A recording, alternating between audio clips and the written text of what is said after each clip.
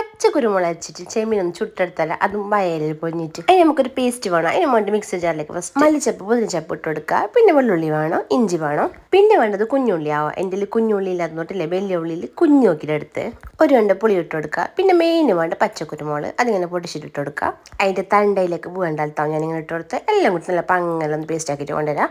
ഇനി ഈ പേസ്റ്റിലേക്ക് ആവശ്യത്തിനുള്ള ഉപ്പും മഞ്ഞൾപ്പൊടിയും പിന്നെ കൊത്തമ്പാരി പൊടി ഇട്ടിട്ടൊന്നും കൂടി മിക്സ് ആക്കുക. ഇനി നമ്മളെ ക്ലീൻ ആക്കി വെച്ച് ചെമ്മീനും കൂടെ അതിലേക്ക് ഇട്ട് നല്ല പങ്ങലൊന്ന് മിക്സ് ആക്കുക. മിക്സ് ആക്കിയിട്ട് ഒരു 10 മിനിറ്റ് മാറ്റി വെക്കുക. അതിൻ്റെ മുത്തുസത്തെല്ലാം ചെമ്മീനിലേക്ക് പിടിക്കാൻ. ഇനി ഒരു 15 ചപ്പല എടുത്തിട്ട് ഇതിൻ്റെ മുകളിലേക്ക് ചെമ്മീൻ്റെ കൂട്ടിട്ട് കൊടുക്കുക. അതിലേക്ക് കുറച്ച് തേങ്ങ എണ്ണ ഒഴിച്ച് കൊടുക്കുക. കറിച്ചപ്പല വേണമെങ്കിൽ ഇതിൻ്റെ മുകളിലേക്ക് പറിക്കുക. മുറ്റത്ത് കറിച്ചപ്പല ഉണ്ട്, പറക്കാൻ പറ്റാനായിട്ട് ഞാൻ ഇട്ടിത്താ. ഇനി ഇതിനെ പങ്ങലൊന്ന് ടൈറ്റിൽ പൊതിഞ്ഞു കൊടുക്കുക.